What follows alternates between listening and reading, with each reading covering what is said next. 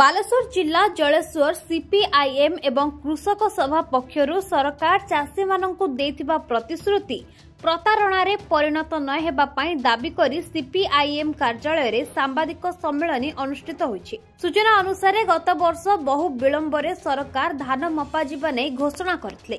वर्तमान सुधा 11 दिन बीती जाइथिले मध्य धान मंडी खोली नथिबारु जलेश्वर रे 19टी सोसाइटी रो चाषी माने हंतसंत हेउछंती। पुणे सरकार अंतरराज्य धान व्यवसाय बंद करदेबा जुगु सबु धान खटी बंद हो जाइछि।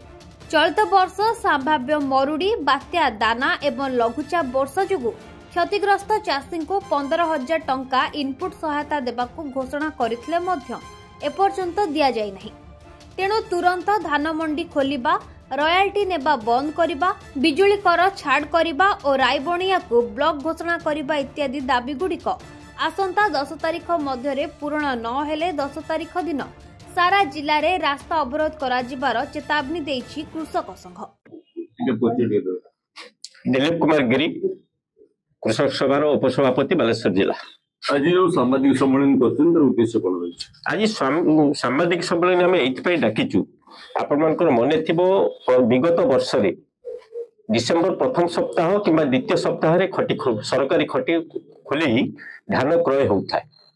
ए वर्ष बहु विलंब रे राज्य सरकार घोषणा कले डिसेंबर 27 तारिख रे खोला जीवो धान क्रय करा जीवो सरकारी केंद्र।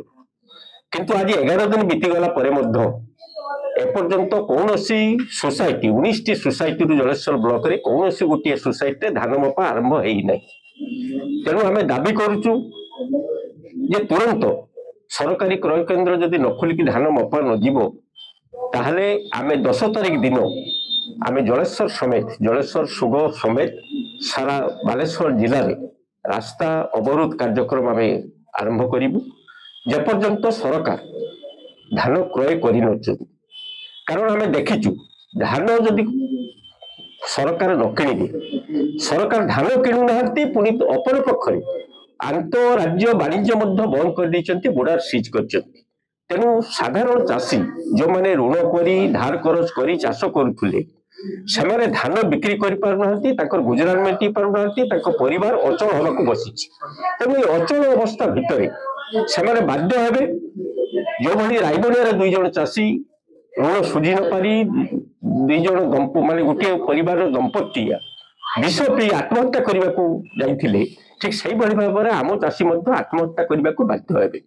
तेणु तुरंत एगुड़ा करंतु एवं रायबणियार जो 20 एकर खेत पुरी गला आखु खेत, तेणु रायबणिया को तुरंत आदिवासी ब्लॉक घोषणा करी सेठी दमकल केंद्र एवं तहसील ऑफिस स्थापन हो।